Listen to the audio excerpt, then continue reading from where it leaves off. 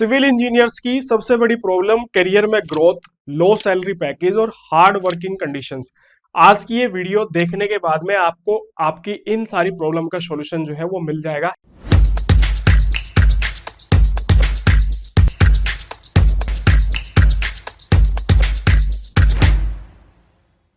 Hello everyone, मेरा नाम है अमित कटारिया और आप सभी का स्वागत है सॉलिट्यूड एजुकेशन के यूट्यूब चैनल पे।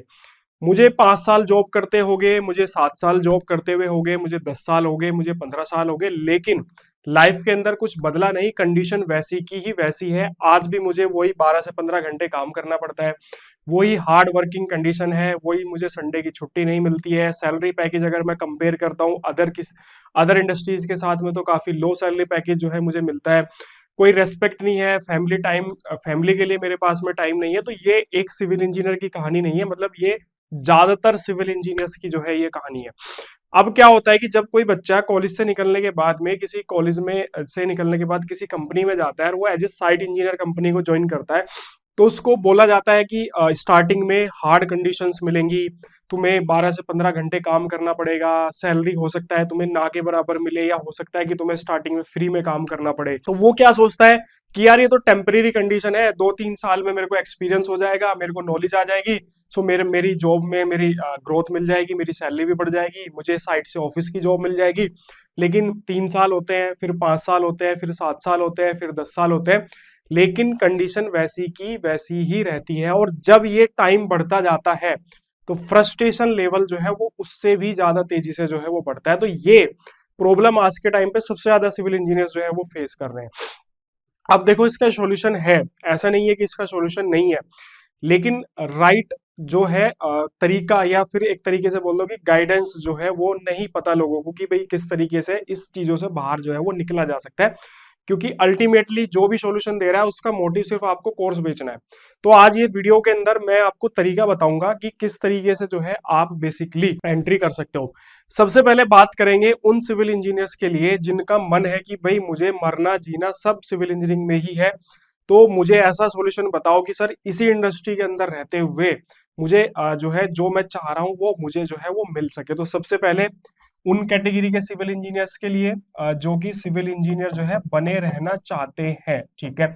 तो अगर मैं आपसे पूछूं सबसे बड़ी प्रॉब्लम क्या है, मतलब ऐसा नहीं होता कि भाई 10-15 सारी 15-20 प्रॉब्लम है और उन प्रॉब्लम में से मेन सबसे बड़ी प्रॉब्लम क्या है। तो ऐसे ही अगर मैं बात करूं कि भाई सिविल इंजीनियर्स की सबसे मेन प्रॉब्लम क्या है, सबसे मेन प्रॉब्लम, सबसे पहली प्रॉब्लम क्या है, हार्ड वर्किंग कंडीशंस, ठीक है। मिनिमम 12 घंटे की वर्किंग आवर्स हैं। मतलब अगर आप एलएनटी के अंदर भी ज्वाइन करोगे ना, क्योंकि मैंने काम किया एलएनटी में तो मुझे पता है, तो 12 घंटे मिनिमम आपके वर्किंग आवर वहां पे ऑफिशियली है कि 12 घंटे आपकी जो है 8 से 8 आपकी ड्यूटी जो है वो रहती ही रहती है। तो ये सबसे पहली प्रॉब्लम है।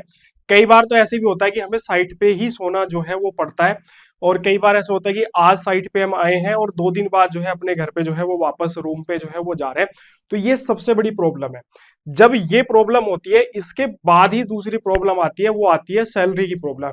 क्योंकि जब एक बंदा इतनी हार्ड वर्किंग कंडीशन के अंदर या इतना एफर्ट लगा के जब कोई जॉब करता है, तो उसका मोटिव यही होता है कि भाई मुझे कम से कम सैलरी तो अच्छी मिले, कि भाई अगर मैं इतनी मेहनत कर रहा हूं तो उसके कंपैरिजन में सैलरी तो मुझे अच्छी मिले। लेकिन जब वो बाकी अदर इंडस्ट्री के से कंपेयर करता है, या अपने किसी फ्रेंड से डिस्कशन करता है जो आईटी सेक्टर के अंदर है, क्योंकि आईटी को हम बेंचमार्क लेके चलते हैं, तो देखता है कि यार उसकी सैलरी कहाँ और मेरी सैलरी कहाँ में, तो कहीं ना कहीं डिससेटिस्फेक्शन जो है वो आना स्टार्ट होता है, और यहीं से ही सारी की सारी प्रॉब्लम जो है वो क्रिएट होना स्टार्ट होती है। तो अगर आपको इन दोनों प्रॉब्लम का सॉल्यूशन मिल जाए, तो आपके लिए सिविल इंजीनियरिंग से बढ़िया कोई और ब्रांच ही नहीं है, आपको कहीं और जाने की जरूरत ही नहीं है। अब आपकी इन प्रॉब्लम का सॉल्यूशन आपको कौन दे सकता है? आपकी इन प्रॉब्लम का सॉल्यूशन जो है वो एमएनसी कंपनी दे सकती है। अब आप बोलोगे कि सर आप तो घूम फिर के जो है आईटी सेक्टर पे ही आ जाते हो। तो भाई एमएनसी का मतलब जो है वो आईटी सेक्टर नहीं होता, ठीक है। एमएनसी का मतलब ये होता है कि वो कंपनी जो पूरे ग्लोब में काम कर रही है, पूरे वर्ल्ड में जो है वो काम कर रही है। तो बेसिकली आपको अच्छी सैलरी चाहिए, आपको अच्छी वर्क एनवायरनमेंट या वर्क कल्चर आपको चाहिए, तो आपको बेसिकली एमएनसी कंपनीज को ज्वाइन करना पड़ेगा। और मतलब दुनिया के अंदर जो एमएनसी कंपनी है कंस्ट्रक्शन के अंदर, वे मोस्टली कंपनी जो है कंसल्टेंसी कंपनीज है। जैसे एईकॉम है, एईकॉम भी एक तरीके से कंसल्टेंसी कंपनी है, एटकिंस है, ऐसे कई सारी कंपनीज अगर आप ढूंढोगे तो बहुत सारी कंपनीज आपको मिल जाएंगी। इनका प्राइमरी जो फोकस होता है वो कंसल्टेंसी सर्विसेज पे प्रोवाइड कराना होता है। कुछ कंपनीज आपको ऐसी मिलेंगी जो मिक्स टाइप काम करती है, मतलब जिस भी टाइप का प्रोजेक्ट आया उसी टाइप की कंसल्टेंसी वो प्रोवाइड कराती है। कुछ कंपनीज ऐसी होती हैं कि जो स्पेशलाइज होती हैं कि भाई ये कंपनी सिर्फ थर्मल पावर प्लांट में स्पेशलाइज है, ये कंपनी वाटर डिस्ट्रीब्यूशन में जो है स्पेशलाइज है, ये कंपनी जो है अर्बन इंफ्रास्ट्रक्चर के अंदर जो है स्पेशलाइज है। तो ऐसी कंपनीज आपको मिलेंगी। और ये कंपनी अगर आपने ज्वाइन कर ली तो आपको वही आईटी वाली फीलिंग आएगी, क्योंकि इन सारी कंपनीज के अंदर मोस्टली संडे आपको ऑफ मिलेगा। कुछ कंपनीज के अंदर आपको जो है 5 डे वर्किंग मिलेगी, मतलब सैटरडे संडे आपको ऑफ मिलेगा। सैलरी पैकेज भी जो है वो आपको एक अच्छे लेवल का मिलेगा, जो कि आपको कोई कोर कंस्ट्रक्शन कंपनी जो है नहीं दे सकती है। क्लियर। अब इसमें एंट्री लेने का तरीका क्या है कि सर आपने बता तो दिया एमएनसी, तो इसमें एंट्री लेने का तरीका क्या है? देखो, एंट्री इनके अंदर जो है स्पेशलाइजेशन के थ्रू हो सकती है और बिना स्पेशलाइजेशन के भी हो सकती है, वो भी बात करेंगे। स्पेशलाइजेशन का मतलब मान लो कोई कंपनी है जो अर्बन इंफ्रास्ट्रक्चर के अंदर काम करती है और वहां पे वैकेंसी निकली है, तो वहां पे वैकेंसी कैसी निकलेगी? अर्बन इंफ्रास्ट्रक्चर से रिलेटेड ही वहां पे वैकेंसी निकलेगी। या कोई ऑयल एंड गैस के अंदर कोई कंपनी स्पेशलाइज है, तो वहां पे मान लीजिए प्लानिंग इंजीनियर की वैकेंसी है, तो प्लानिंग इंजीनियर में किस टाइप के प्लानिंग इंजीनियर का एक्सपीरियंस वो आपसे मांगेगी? आपको ऑयल एंड गैस का एक्सपीरियंस ही आपको होना चाहिए। तो बेसिकली ये होता है स्पेशलाइज। तो आपको बेसिकली इनकी जॉब प्रोफाइल्स जाके सर्च करनी है, लिंक्डइन पे आपको मिल जाएगी, इनकी खुद की वेबसाइट्स पे सारी जॉब पोस्ट होती है। तो आप ये आइडेंटिफाई करो कि किस टाइप की जॉब पोस्ट जो है वो निकल रही है, किस टाइप की स्किल सेट वहां पे मांगा जा रहा है, बस वो स्किल सेट आपको सीखना है और इन कंपनीज के अंदर आपको एंट्री जो है वो लेनी है। दूसरा, ऐसा नहीं है कि मतलब कि आपको ये लग रहा है कि भाई मेरे पास कोई स्पेशल स्किल्स नहीं है तो क्या मुझे इनके अंदर एंट्री नहीं मिल सकती? अगर आपके पास में एक अच्छा खासा साइट एग्जीक्यूशन का एक्सपीरियंस है तो भी आप इन कंपनीज के अंदर अपनी जो है जॉब ले सकते हैं, क्योंकि ये कंपनी जो है ऐसे कैंडिडेट को भी हायर करती है जिसको ऑन साइट कंस्ट्रक्शन का एक्सपीरियंस जो है वो होता है। तो आपके पास में अगर एक अच्छा खासा एक्सपीरियंस है साइट एग्जीक्यूशन का, तो भी आप इन कंपनीज के अंदर जो है जॉब ले सकते हैं। क्या क्या आसान तरीका है वो आपको बता देता हूं। जैसे बीआईएम के थ्रू आप इन कंपनीज के अंदर एंट्री कर सकते हो बड़े आसानी से। प्लानिंग इंजीनियर बन के आप जो है कर सकते हो, इसके अंदर एंट्री बड़े आसानी से आप इसके अंदर कर सकते हो। स्ट्रक्चरल डिजाइनिंग के बेसिस पे आप जो है यहाँ पे जो है एंट्री जो है कर सकते हैं। तो ये दो तीन मेन मेन स्किल्स जो है मैंने आपको बता दी, जिसके बेसिस पे आप एंट्री यहाँ पे बड़े आसानी से कर सकते हैं। और ये कंपनीज ना एनआईटीज आईआईटीज के बंदों को तो डायरेक्ट हायर करती हैं वहीं पे जाके कैंपस प्लेसमेंट के थ्रू। ठीक है। और इन कंपनीज के अंदर आपको ना मोस्टली आईटीज एनआईटीज, खासकर एनआईटी वाले बंदे, आईआईटी वाले नहीं मिलेंगे। आईआईटी वाला अगर कोई सिविल से कर भी लेता है तो वो सिविल में टिकता ही नहीं है, वो कहीं और चला जाता है।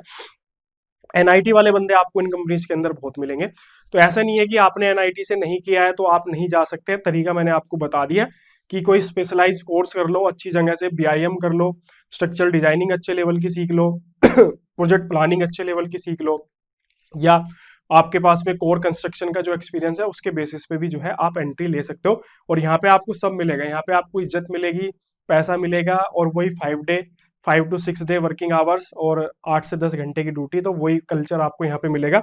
और हो सकता है कि आपको फॉरेन भी ले जाए। ठीक है। तो मैं ऐसे कई लोगों को भी जानता हूँ कि जो इन कंसल्टेंसीज के थ्रू बाहर की कंट्री के अंदर जो है वो जॉब कर रही हैं प्रेजेंट टाइम के अंदर। सेकंड बात करते हैं कि भाई सर बड़ी नफरत सी हो गई है। ठीक है। और नफरत किससे हो गई है? अपनी ब्रांच से नफरत हो गई है, इसलिए मैंने यहाँ पे नो लिखा है। मतलब नफरत ऐसी हो गई है कि सर मतलब अब मन ही नहीं है सिविल इंजीनियर में रहने का, मतलब नफरत सी होने लगी है, कंस्ट्रक्शन साइट देखने का मन नहीं करता है, साइट पे जाने का मन नहीं है। अब सर सिविल इंजीनियर रहना ही नहीं है, बनना ही नहीं है। क्योंकि मेरे पास ऐसे भी लोग आते हैं जो ये बोलते हैं कि सर इंजीनियर बनना, अब मतलब सिविल इंजीनियर बनना ही नहीं है, हमने तो कहना भी छोड़ दिया कि हम एक सिविल इंजीनियर है।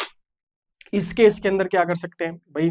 अब जो मेन चीज थी वो तो छोड़ दी, अब एक नई चीज के अंदर आ रहे हैं।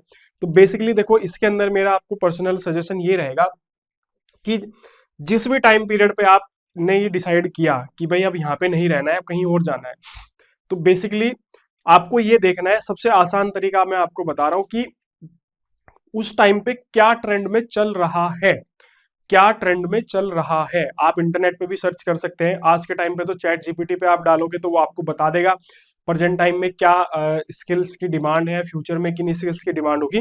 क्योंकि मार्केट के अंदर क्या होता है ना कि जब किसी चीज की डिमांड रेज होती है उस टाइम पे एंट्री करना जो है बड़ा आसान और बड़ा इजी जो है वो होता है।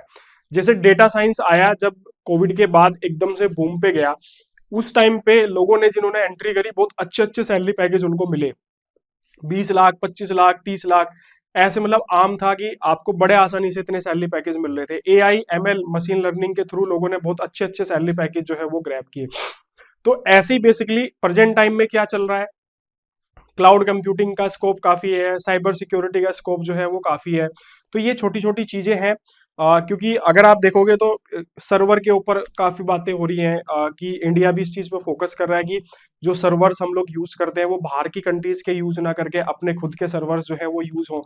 तो जब सर्वर्स बनेंगे यहीं पे तो उनको हैंडल करने वाले लोगों की रिक्वायरमेंट जो है वो पड़ेगी।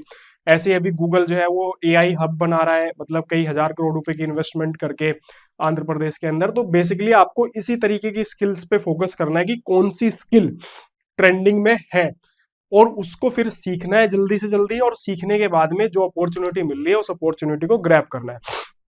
सीखना कैसे है, हमारी ना सबसे बड़ी प्रॉब्लम क्या है, खासकर सिविल इंजीनियर्स के अंदर मैंने ये प्रॉब्लम देखी है। हमारी ना एक मेंटेलिटी बनी हुई है कि हम ना बेसिकली जब कोई कोर्स लेने जाते हैं तो हम ना क्वालिटी की बात नहीं करते, हम ना प्राइस की बात करते हैं कि अच्छा सर 700 रुपये का कोर्स है, अरे सर वो फलाना इंस्टीट्यूट से बात हुई है वो तो 500 में दे रहा है, फिर चल भाई तू 500 में ले ले, अरे सर वो तो फलाना फलाना तीसरे से बात हुई है दोस्त के थ्रू, वो तो सर 100 रुपये और एक्स्ट्रा डिस्काउंट दे रहा है। तो बेसिकली आपको ना इस मेंटेलिटी से बाहर निकलना पड़ेगा, क्योंकि 100-200 रुपए के कोर्स से आपकी लाइफ के अंदर कुछ चेंजेस नहीं होने वाले हैं। अगर आप बिल्कुल जीरो हैं तो 100-200 रुपए का कोर्स आपकी लाइफ के अंदर कुछ भी वैल्यू ऐड नहीं करने वाला, ये चीज ध्यान रखना। अगर आप ऑलरेडी किसी लेवल पे हो और वहां से आप थोड़ी बहुत अपनी स्किल्स और इंप्रूव करना चाहते हो, तब मैं मान सकता हूँ कि हाँ वो उस कोर्स आपको कुछ ना कुछ सिखा सकता है। लेकिन अगर आप बिल्कुल जीरो हो और जीरो से हीरो आपको बनना है तो वो 100-200 रुपए वाला कोर्स जो है वो आपके किसी काम का नहीं है। उसको करने ना करने का कोई बेनिफिट जो है वो नहीं होने वाला है। तो आपको इस मेंटेलिटी से बाहर निकलना पड़ेगा और आपको एक अच्छा ऑर्गेनाइजेशन सर्च करना पड़ेगा, अच्छी फीस जो है वो पे करनी पड़ेगी। उसके बाद फिर आप अपने आप को बोल सकते हो कि हाँ एक्चुअल में मैंने कुछ सीखा है और सीखने के बाद जो है मैं आज कुछ लेवल पे जाने के काबिल हूं। अब इस चीज में भी कई बार ऐसे होता है बच्चों के साथ में कि सर हमने तो फीस भी बहुत ज्यादा पे कर दिया और उस केस में भी हमें कुछ नहीं मिला। तो ऐसे केस भी होते हैं, क्योंकि फ्रॉड तो देखो कहीं पे भी आपके साथ में हो सकता है। तो आपको बेसिकली थोड़ी सी रिसर्च, कहीं पे एडमिशन ले रहे हो उसका थोड़ा बैकग्राउंड चेक और वो सारी चीजें आप करोगे 2 4 5 चेकलिस्ट बना के, तो आपको बड़े आसानी से जो है वो बेनिफिट मिल जाएगा। जैसे हम लोग अभी रिसेंटली प्रोग्राम लेके आए हैं जिसके अंदर मतलब 100% जॉब गारंटी है। जॉब गारंटी मतलब जॉब गारंटी मतलब आपकी जॉब अगर नहीं लगी तो पूरा का पूरा पैसा आपको रिफंड। तो ये एक तरीके से गारंटी है। जब बात गारंटी की आ जाती है तो कंटेंट की क्वालिटी अपने आप इंप्रूव हो जाती है, क्योंकि मुझे पता है कि मुझे बच्चे की जॉब लगवानी है। तो अगर जॉब मैं लगवाऊंगा, किसके बेसिस पे लगवाऊंगा, अपनी ट्रेनिंग के बेसिस पे जॉब लगवाऊंगा। तो मैं ऑटोमेटिकली ही ट्रेनिंग का जो स्टैंडर्ड है वो इतना हाई कर दूंगा कि ताकि बच्चे को जॉब मिलने में दिक्कत ही ना हो। अब पता चला मेरा ट्रेनिंग का स्टैंडर्ड थर्ड क्वालिटी का है, मैं बच्चे को गारंटी दिए घूम रहा हूँ कि भाई तेरी 100% जॉब लगवाऊंगा, भाई 100% जॉब लगेगी तेरी।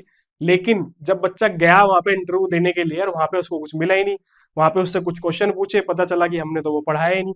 तो बेसिकली ये जो टर्म है ना अपने आप में 100% गारंटी, ये अपने आप में ही सारी चीजों को इंप्रूव कर देती है। और मेन होता है कंटेंट। अगर आपको कंटेंट अच्छी क्वालिटी का मिल गया तो फिर आपको आगे बढ़ने से कोई नहीं रोक सकता है। सो इसलिए अगर आप यहां जाना चाहते हो, पूरा रोड मैप आपको बता दिया कैसे आपको करना है। और ये रातों रात नहीं होएगा। आप सोचोगे कि मैं रात को 2 बजे साइट पे मोबाइल में लगा हूँ, 4 कंपनी की लिस्ट बनाई और धड़ाधड़ रिज्यूम जो है भेजना स्टार्ट किया और कल परसों तक मेरी जॉब मिल जाए। नहीं, महीने, 2 महीने, 4 महीने, 6 महीने, साल, 2 साल लग सकते हैं। तो उतना पेशेंस जो है वो रखना अपने अंदर। नेक्स्ट आते हैं यहाँ पे कि सर अब नफरत सी हो गई है भाई, अब तो यही करना है बस, जो भी करना है। तो अब इस केसेस के अंदर कहीं और से भी आप कर सकते हो। हमारे जो जॉब गारंटी प्रोग्राम हम लोगों ने स्टार्ट किया है, अभी उसका बैच रनिंग में है। डेटा साइंस और डिजिटल मार्केटिंग का बैच ऑलरेडी रनिंग में चल रहा है। कल एक वर्कशॉप है हमारी, नेक्स्ट बैच जो है इस वर्कशॉप के बाद में जो है वो स्टार्ट हो जाएगा। तो ये मे भी ऐसा हो सकता है कि हम लोग दिवाली के बाद ही सेकंड बैच स्टार्ट कर दे या फिर नेक्स्ट मंथ से जो है वो बैच हमारा स्टार्ट हो। तो बेसिकली आप कर सकते हैं, इस बैच में भी एडमिशन ले सकते हैं, नेक्स्ट बैच के अंदर भी एडमिशन ले सकते हैं। फीस मैं आपको बता देता हूँ, फीस है कोर्स की 50,000। ठीक है, अब 50,000 सुन के बच्चों को काफी एकदम सदमा सा भी लगता है, क्योंकि वो सिविल सिविल इंजीनियरिंग वाली मेंटेलिटी बनी हुई है ना, 100 रुपये 200 रुपये 300 रुपये वाला कोर्स लेने की। तो बेसिकली अगर आपको कुछ वैल्यू चाहिए, ठीक है, सो आपको इन्वेस्टमेंट करनी पड़ेगी। ठीक है, अगर आप इन्वेस्ट नहीं करोगे तो आपको कोई वैल्यू नहीं मिलेगी। आप देखना जितने भी टॉप कॉलेजेस हैं, टॉप यूनिवर्सिटीज हैं, उनकी फीस कभी आप किसी थर्ड कैटेगरी के स्कूल या कॉलेज से कंपेयर करना, आपको खुद पता चल जाएगा कि जो टॉप लेवल का कॉलेज है ना, उसकी फीस और उसकी फीस में जमीन आसमान का फर्क है। क्यों? क्योंकि उसका इंफ्रास्ट्रक्चर, वहां पे जो ट्रेनर्स हैं, वो सारी चीजों पे उसने इन्वेस्ट किया, और जब इन्वेस्टमेंट होती है तो बिजनेस में रिटर्न चाहिए, और रिटर्न कहाँ से आएगा? आप लोगों की फीस से रिटर्न आएगा। सो इसलिए यहाँ पे फीस थोड़ी सी आपको ज्यादा दिख रही होगी, लेकिन जो वैल्यू आपको ड्रिवन की जा रही है ना, उसके सामने 50,000 रुपये कुछ भी नहीं है, क्योंकि 100% जॉब गारंटी है, और वो भी अच्छे खासे सैलरी पैकेज पे लगेगी, डिपेंडिंग आपकी पर्सनल कैपेसिटी जो है वो किस तरीके की है। तो दोनों चीजें मैंने बता दिया, वो कर लीजिए, ये कर लीजिए। अगर ये करना है तो, या कोई और गाइडेंस चाहिए, तो अभी फोन उठाओ और इस नंबर पे मुझे कॉल करो। ठीक है, क्लियर? तो करते हैं वीडियो को क्लोज, मिलते हैं नेक्स्ट वीडियो के अंदर। Okay, thank you.